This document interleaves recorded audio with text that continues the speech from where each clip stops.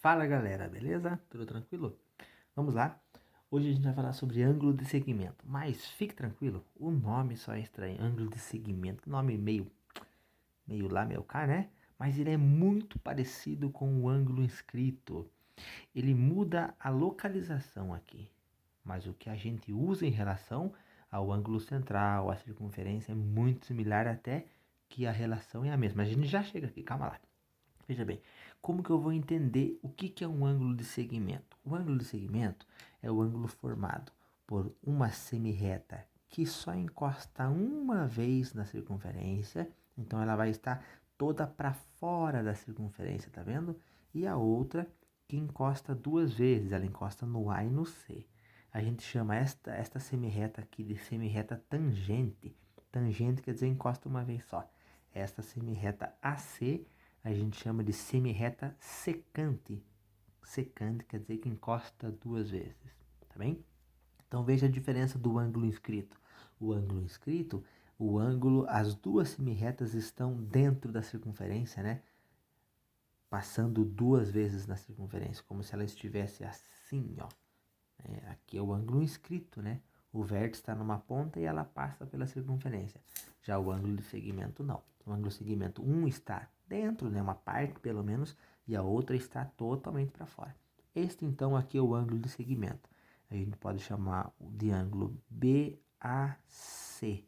BAC, né? Então, né? Este ângulozinho aqui, essa abertura é o que nós chamamos de ângulo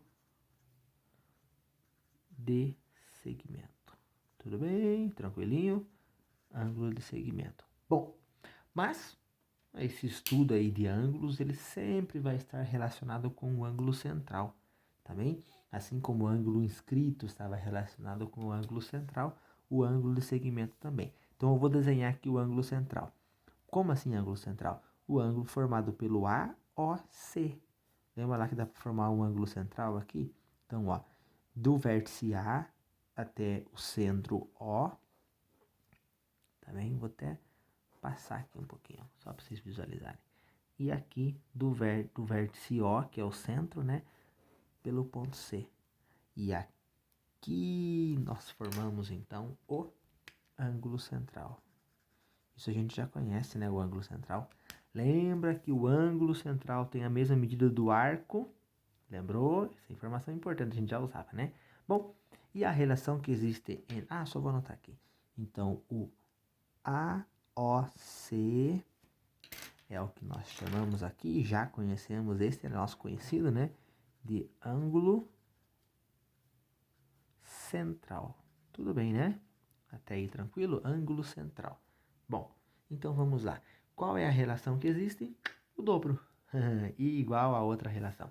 O ângulo central, este ângulo AOC, ele é exatamente o dobro. Ele é duas vezes a medida, o valor do ângulo de segmento. Exemplo. Se o ângulo de segmento medir 30, o ângulo central vai ser 60. Se o ângulo de segmento medir 100, o ângulo central vai medir 200. E se eu tiver a medida do ângulo central? Se eu falar que o ângulo central mede 180, o ângulo de segmento vai medir metade, né? 90. Se o ângulo central medir 300, o ângulo de segmento 150. E aí vai, galera. O que é importante? Esta relação. Vou subir aqui um pouquinho. Esta relação entre ângulo central e ângulo de segmento. Ângulo central é exatamente o dobro, duas vezes a medida do ângulo de segmento. É importante reconhecer, né, que o ângulo de segmento está uma semirreta dentro e a outra fora. Tudo bem? Vamos fazer um exemplo? Anota isso daí, eu vou deixar aqui, ó. Anotem aí bonitinho e vamos fazer um exemplo. Vamos lá, então, usar um exemplo aqui. Já vou começar um que tem uma equaçãozinha bonitinha para ficar mais legal, tá bom, galera? Então vamos lá. Olha bem, aqui está o ângulo de segmento. Uma semirreta está fora e a outra dentro da circunferência. Então, este CBA, este que está em vermelhinho aqui, né, até a reta ali, ele é o ângulo de segmento. O que a gente sabe sobre o ângulo de segmento? Qual é a relação? A relação é esta. O ângulo, vou chamar de AC, ângulo central, é igual ao dobro, duas vezes o ângulo de segmento. É esta relação que nós vamos pensar nela aqui. Tudo bem? Vamos lá. Ó. Quem é o nosso ângulo central, galera? O ângulo central, ele vai deste vértice até o centro, até o outro vértice, né? Igual a gente tinha feito no anterior, deste vértice até aqui. Então, na verdade, o nosso ângulo central é este, né? Mas este daqui, olha lá, o que ele é? O BOA, na verdade, é o diâmetro, não é? Ele não está indo de uma ponta a outra da circunferência, passando pelo centro. Ele é o diâmetro. Então, o nosso ângulo central mede exatamente 180 graus. Quem é o ângulo de segmento? Y mais 43. Dá para enxergar aí? Aí ele fala que é o dobro. Então, é 2 vezes Y mais 43. E aí sim a gente vai calcular o valor de Y, então. Tudo bem? Faz a distributiva aqui, né? 2 vezes Y e 2 vezes 43. Vamos lá? 180 é igual 2 vezes y, 2y, 2 vezes 43 dá 86, né? Para a gente deixar o y aqui sozinho, primeiro eu vou tirar esse 86 daqui passando para o outro lado, tá? Fica 180 menos 86 igual a 2y. Tudo bem? 180 menos 86 dá 94, né? 94 igual a 2y. O 2 que está multiplicando vai passar dividindo. Só vou subir a folha aqui para ficar mais fácil para a gente. Só um segundo aí. Vamos lá. Ó. Então, o 2 está multiplicando, vai passar dividindo. 94 dividido por 2 igual a y. Né? 94 dividido por 2 dá 47, né? E y igual a 47. Resolvido, respondido. Tá certo? Então, lá o y é 47, ó. E realmente, galera, se o ângulo central é 180, o ângulo de segmento tem que ser metade, né? 90. Tá certo? 90. 43 mais 47 fechou 90. Então, está correto o nosso resultado. Tá certo? Então, o que tem que lembrar? Ângulo central é o dobro do ângulo de segmento. Percebe que é quase a mesma relação do ângulo inscrito? É isso daí, beleza? Vamos para o próximo assunto. Anota tudo, copia e vamos embora, galera. Galera, a gente vai falar agora sobre polígonos regulares. É uma ideia simples, acho que já até um pouco conhecida de vocês e tem 2 regras para ser um polígono regular. Primeira regra, tem que possuir lados iguais. Então, todo polígono regular possui todos os seus lados de mesmo tamanho, mesma medida, ok? Além disso, tem que possuir ângulos internos iguais. Automaticamente os externos também, né? Mas geralmente a regra diz em relação aos ângulos internos, tá bem? Então, para ser um polígono regular, a gente sabe que ele tem lados iguais e também tem ângulos iguais. Por exemplo, um quadrado é um polígono regular, né? Ele tem lados iguais e ângulos todos de 90 graus. Um triângulo equilátero é um polígono regular, né? Ele tem os 3 lados iguais e todos os seus ângulos iguais, valendo então no caso lá 60 graus. Eu escolhi pegar o hexágono como exemplo, tá bem? Que é uma figura interessante aí, a gente vai falar um pouquinho sobre ela. Todo polígono regular, primeiro detalhe dele, além disso daqui, a gente vai fazer mais uma afirmação aqui, ele pode ser repartido em triângulos equiláteros, tá certo? Principalmente do pentágono para frente, tá bem? Pentágono, hexágono, heptágono, octógono, todas essas figuras a partir do pentágono, ele pode ser dividido, repartido em triângulos equiláteros. Olha bem aqui, ó. Eu vou fazer essa divisão aqui para vocês verem. Eu só vou ligar aqui os vértices, ó. Ele já vai surgir os triângulos. E esses triângulos aqui são equiláteros, todos com os mesmos lados, né? E eles são iguais entre si, ó. Tá bem? Então, por exemplo, eu vou chamar aqui de, ó, A, B, os vértices do hexágono, tá? C, D, E, F. E aqui eu vou chamar de centro O. Tudo bem? Vocês repararam que tem uma circunferência, né? É que eu construí a circunferência primeiro, porque no caso a gente vai relacionar também um pouquinho mais pra frente a ideia da circunferência. Galera, então, posso afirmar o seguinte. Os triângulos ABO, enxergou? ABO, esse triângulo aqui, ele é congruente, ele é o mesmo triângulo do triângulo BCO,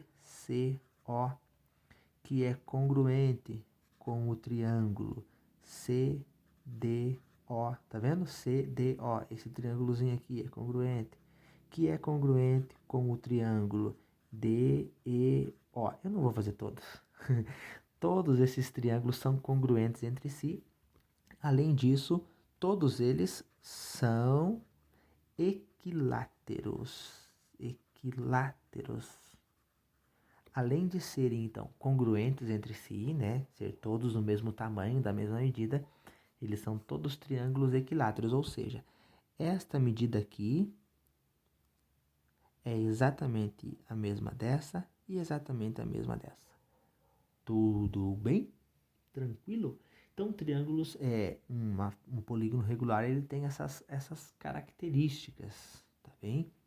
Com exceção do quadrado. O quadrado, quando você traça as suas diagonais ali, ele não forma triângulos equiláteros, ele forma triângulos isósceles, tá bem? É a única exceção dos polígonos regulares.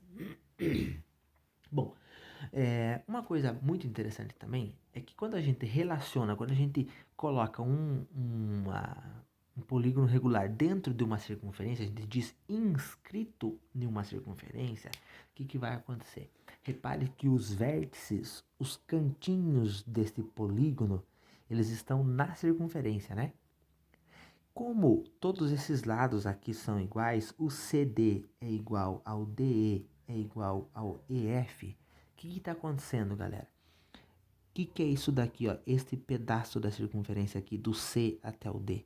Lembra que nós já estudamos isso bem no começo sobre circunferência?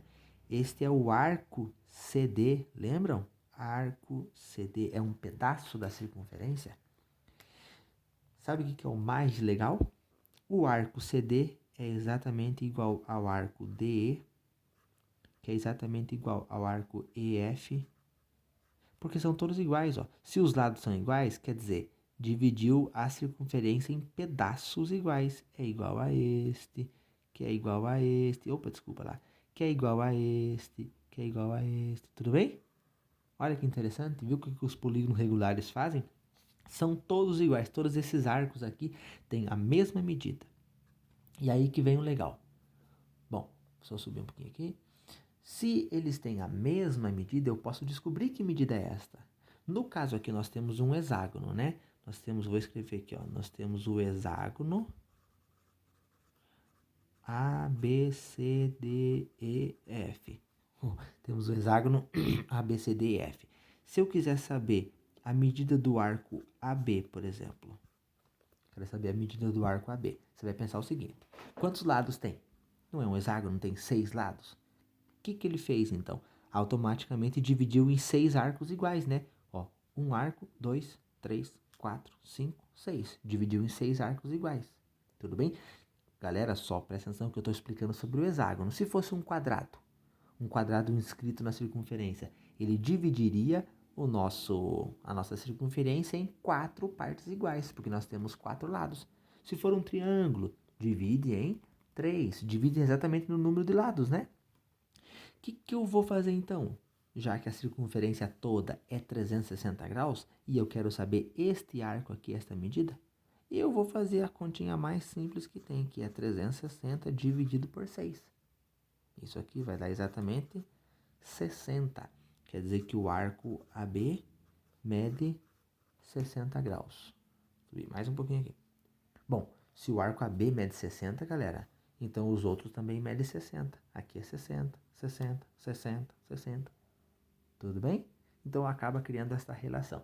Se você estiver com um quadrado, nós dividiremos por 4. Vou anotar aqui, ó. O que é esse 6 aqui, ó? Este 6 é o número de lados da figura.